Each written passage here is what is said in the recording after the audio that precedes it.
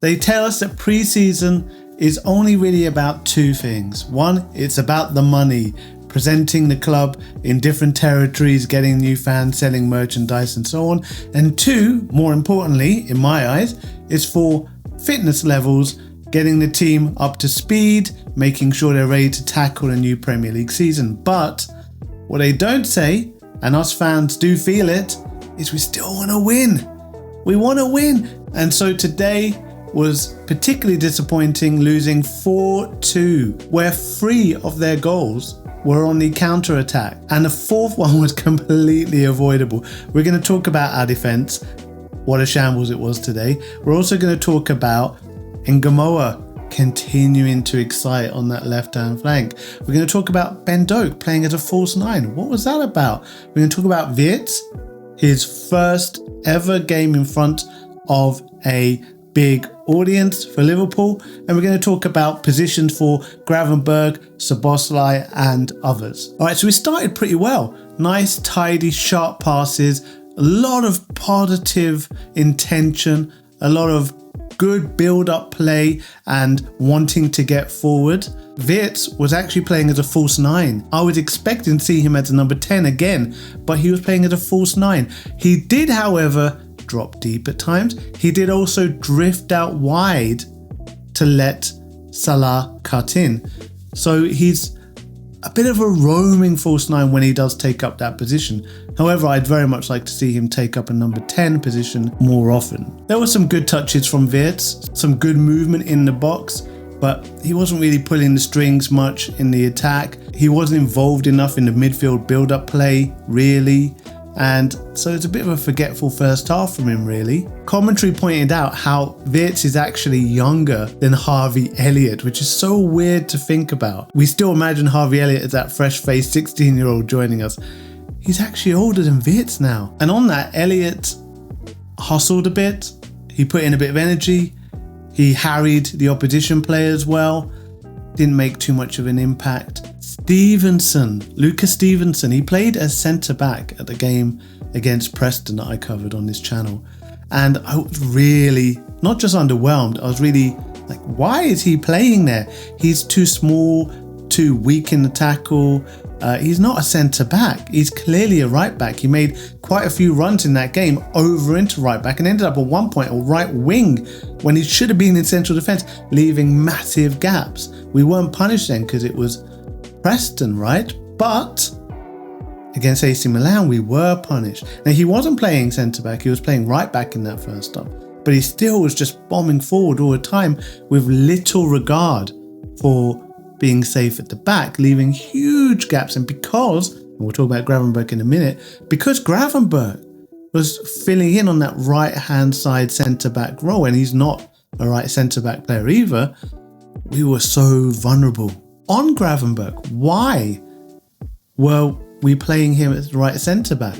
Is it just Slot saying, look, fitness, I have to shoehorn all these players in, 24 players in 2 halves, I've got to find a spot for Gravenberch? Or is it that he's trying to prepare Gravenberch to be an alternative option in that centre-back role, considering we only have Van Dijk and Konate that can be relied upon? Gomez is always injured and he's just gone home with an injury. Has he? Or is he leaving Liverpool on a sale? And that's what clubs typically do. They say, oh, minor injury, he's going to stay at home.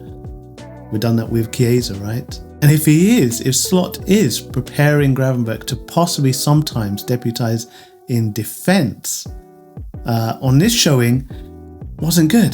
Gravenberch's positional awareness as a centre-back, it's a very specific role and a very specific kind of awareness. We saw when Robbo tried to take up that centre-back role, it wasn't it. And Tsimikas in the second half wasn't it. A very specific type of awareness you need to be a centre-back, and Gravenberch just didn't display it today. Tyler Morton, he played the first 35-ish minutes of the first half, came on again in the second half.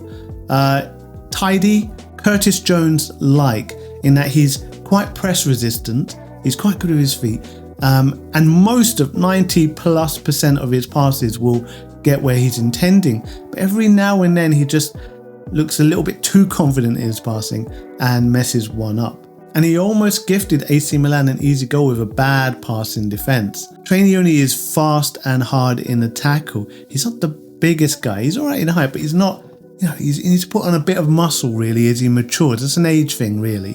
He needs to grow into his man body. But as he does that and gets stronger, his tackles and physical duels, he'll win even more of them. But he's already pretty good.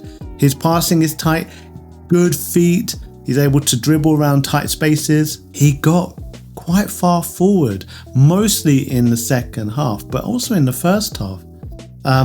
Sometimes way too far forward, which led to that vulnerability on the counter-attack as well. Szoboszlai, one of the best players in the first half, played deep quite a bit, but made a few runs up to the top at times to provide options, and had that beauty of a shot, which led to a goal after Ngumoha, and we'll talk about him soon, dazzled again and laid it off to him. Did Slot want to try Szoboszlai in that kind of number 6 role, and that's why Gravenberch had to go in to centre back, because he's planning for Wirtz to be a number 10, which would be taking Szoboszlai's role. You'd have Gravenberch, McAllister, Wirtz, or Szoboszlai, McAllister, Wirtz, or McAllister, Szoboszlai, Wirtz. But either way, Szoboszlai would be dropping down the pitch. He'd be playing deeper. And was this a way to prepare him for that a little bit? Szoboszlai though wasn't perfect either. He almost gave an easy goal away as well by dribbling or trying to dribble his way out of trouble in the penalty box. Luckily, he was able to buy himself a foul, which wasn't really a foul. But as the Milan player got a bit too physical with him, he fell, he went down, and the referee bought it, and we got away with it. Salah, just like in that Preston game, too quiet. And I don't know if it's maturity, because he knows that these preseason friendlies don't impact his standing in the team, don't impact his the manager's decision to play him in every single game. He's got nothing to prove, that he really does just treat it as a runaround and getting your fitness up, rather than desperate to make an impact in the game. I'm hoping it's that, rather than him just being off. I'd like him to hit the ground running when the Premier League starts, and I'm hoping he's just holding a lot in reserve and he's just not trying his hardest. There was a Milan goal in the first 10 minutes. It was a counter-attack. Leao is so fast, but you have to question Van Dijk and Alisson, because they both sort of stood off him and watched and waited. I don't know if either thought the other one would be the one to engage Leao, that either Alisson would rush out like he does on a lot of one-on-one situations and close the angle down, or that Virgil van Dijk would cut across faster. But neither did that, and Leao was given like a lot of time to pick his shot, and he took that shot. It was high, right up into the top of the net, and Alisson couldn't save it. Leao was impressive, wasn't he? It was also impressive in the second half. So question is, if we need a left-sided attacker, if Luis Diaz is going and Rodrigo doesn't want to come, it's maybe too expensive, should we be looking at Leao? Fast, strong, can finish? I have heard he's inconsistent, and that may be a worry. But on this performance, and whenever I've seen him, like when Portugal beat Spain in the cup final, he was immense. So now let's talk about Ngumoha, who's been the most exciting player of preseason so far. We brought Wirtz in, Kerkez, Frimpong, and yet Ngumoha has been the one all the fans have been talking about, myself included. He's so exciting, and for a good reason. He does two things very simply, but he does them so well. One of those things is he runs at the fullback. This is like a throwback to how wingers used to be. He gets a ball and his first thought is, where's the fullback? How can I isolate them? How can I run at them, get past them, take them out of the game, and create something? That's the first thing he does. How can I run at the fullback? And his feet are all over the place. I'm not even sure how many times he actually touches the ball, because a lot of times he's moving his feet without touching the ball, just waiting for a defender to commit, and then boom, bursts away. It's a real skill, and he has that ability in buckets. The second thing he does is he gets his head up really quickly, midway through the run, to see who he can lay it off to. He's not a selfish dribbler like a lot of elite dribblers in football. They fall in love with their ability to take on players. They want to take on 3-4. He just wants to take on one, beat them, and then lay the ball off to someone who's now in an open space because he's drawn that attention away in the defense to let someone else have a crack at goal. He did have one shot himself where he cut inside. Brilliant. I'd love to see him score a few goals like that. So very exciting, Ngumoha. And in this game, he did that multiple times, and he did that to lay off the pass for Szoboszlai to then have a nice angle to shoot. It still took a bit of work, that shot, but to get the comeback goal for us. He's a fantastic outlet on that left wing, high up on that left wing too. Like, he stays quite high, and his speed allows him to get there very quickly. As soon as a counter-attack possibility is there, he is bang high up, and now it's the rest of the team to see that he's there, get the ball to him. What he does with his feet when he's dancing around the ball a little bit, trying to goad that defender in, is he's also giving time for his teammates to get in place, because he leaves them for dust. He's gone very quick, so he gives them a bit of time to catch up and get into a spot for him to then lay the ball off to. He also had a wonderful dribble into the box and a pass sideways to Robbo, who was running in, who looked like he was fouled for a penalty, but we didn't get it. I can see Ngumoha getting a lot of assists. It's just whether or not he's going to be given the game time. If Luis Diaz leaves and we only have Gakpo on the left, hopefully he'll get cup games. Hopefully he'll get last 20 minutes of matches. Gakpo does pick up injuries, so he could get other games there too. But I don't think Liverpool are going to want to rely on such a young player. And I think they're going to bring in Rodrigo. I think they're going to bring in Rodrigo or a couple of other left wingers that have been mentioned. And so I don't think Ngumoha is going to get quite the opportunities I would love to see him get. In the second half, Gravenberch was put out of his misery in centre back and moved back into midfield, into that number 6. Tsimikas played left centre back to allow for Kerkez to play left back. And Tsimikas, like Stevenson in that pressing game, just kept rushing out to the right back. Tsimikas kept drifting to left back. He just wants to be a left back. And Trainioni was once again very tidy in possession. Good with a dribble too. He had one moment where he dribbled past about three players in the penalty box, but just delayed his shot too long. He's not a natural finisher. He delayed it a little bit too long, overran it, and the fourth defender was able to get the ball back. And then when the ball spilled back to him, he was muscled off the ball pretty easy. That's where getting a bit of that man strength over the next couple of years will serve him well. Once again, we had too many players just bombing forward, and that left us really vulnerable to the counter-attack, and we were burned 3 times because of it. Like Bradley was when he was absolutely scorched for pace by Leao. Not many people run faster than Bradley. Leao just scorched him and laid it off to a teammate who then finished. Loftus-Cheek, I think it was. Can we buy Leao? Frimpong. Now, Frimpong played as a right winger with Bradley in that right back. Frimpong played right wing. Sometimes they interchanged a little bit, but Frimpong was mainly that right wing spot, and he was excellent. He brought a ton of energy, lots of positive thinking. He never refused to run down a ball. He ran down every ball. There was an excellent moment where the ball was passed cross-field to him, and with one touch, he hit it into his stride and had a shot at goal. He didn't quite get the angle needed to give him a good chance on the shot, but that was Salah-esque. Seeing the ball come from so high and with one little touch of his foot, a deft touch, turning it into attacking forward movement. Very Salah-esque. And so the question there is, when Salah goes to the African Cup, could Frimpong be an option on the right wing? If not Frimpong, is it Ben Doak? With Ben Doak, we're going to talk about him now. Ben Doak was played as a false 9, and he was pretty much invisible most of the half.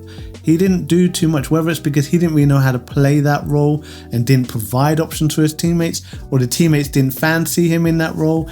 There wasn't a lot of service into that spot, or passes into that spot so he can then turn and serve Frimpong bombing on the right, Gakpo available on the left. There wasn't a lot of that interplay. It's just because it's not his position. One time, the ball was fed through to Ben Doak, and he took it really well. He muscled past a defender in the penalty area. Instead of having the first thought of how can I fashion a goal scoring opportunity for myself here and get a goal, get a shot away really quickly, he turned back, passed it to Gakpo. And then as Gakpo moved into the penalty area, he drifted out to fill his spot on the left wing. Ben Doak is a winger. He's not a false nine. He wants to play wing. Just leave him there, really. Tyler Morton came back on in the second half. I didn't know you could do that, but I guess in the friendly, the rules are different. Came back on in the second half for Gravenberch, and he played a peach of a through ball from deep through multiple bodies for Cody Gakpo to run onto. Fortunately, Gakpo didn't have quite the angle and he missed the target, but what a through ball that was. Wonderful to see. And last couple of players, Kerkez provided the energy, provided the physicality. He delivered several crosses, and I'm not quite sure who he was aiming at because Ben Doak's very short. I'm not quite sure if that was the most efficient use of his ball at that point. Maybe recycle it into the middle, maybe try and get further down to the byline and cut back. Whether that was a particular instruction from Slot to do that, or that's what Kerkez felt was the right thing to do at time, I'm not sure it was the best decision. And unfortunately, we've got to talk about Mamardashvili. Now, Alisson wasn't perfect in the first half either. Counter-attacks tend to expose goalkeepers, and rarely can a goalkeeper look good in those situations. But Mamardashvili looked fragile. He looked nervy. With the ball, he took too many touches. He caused one of the goals, the fourth goal, just after we got back to 3-2 to have a respectable kind of scoreline. He then embarrassed himself and Liverpool right at the death unnecessarily when he was given a ball with plenty of time. And all he had to do was just boot it forward if he didn't know who to pass it to. But instead he danced around, tried to show off his footwork, passed it to, I think it was Tsimikas or Tyler Morton, who had a Milan player right on them. They had to pass it back, and Mamardashvili wasn't expecting to pass back. Let the ball run past him for a Milan player to then just run on and beat him for pace and tap it in. Okay, so overall, we got caught way too much on the counter-attack. You don't ever want to see those things happening in the Premier League. Last season, we were pretty good in that sense. We didn't get caught on the counter-attack too much. We were quite cautious. We always had several players staying back. That's one of the things that Slot brought, wasn't it? A move away from Klopp's heavy metal football and fragility on the counter-attack and more stability. Today, it was like the worst kind of Klopp games where we were just open, people were bombing forward, and we got punished. Well, we did so as well today. Hopefully that's just because it's a friendly, just because a lot of players were playing out of position, and it's not a tactical change that will take a while to get used to, because then we may not start the season too well. Player of the match in the first half is Ngumoha for me. It's so exciting, so much potential. Really want to see this lad get given lots of game time this season. And player of the second half for me was Frimpong. Crazy amount of energy. He looked like a right winger, actually, but that's not going to make me feel too much better about losing 4-2 to AC Milan thanks to a very vulnerable and shaky defence. All right, I'd love some advice from you. How do you want these match review, player review videos to look like?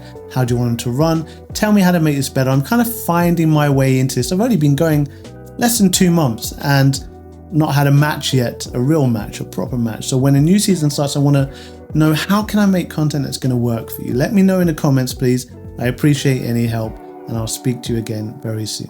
Bye-bye.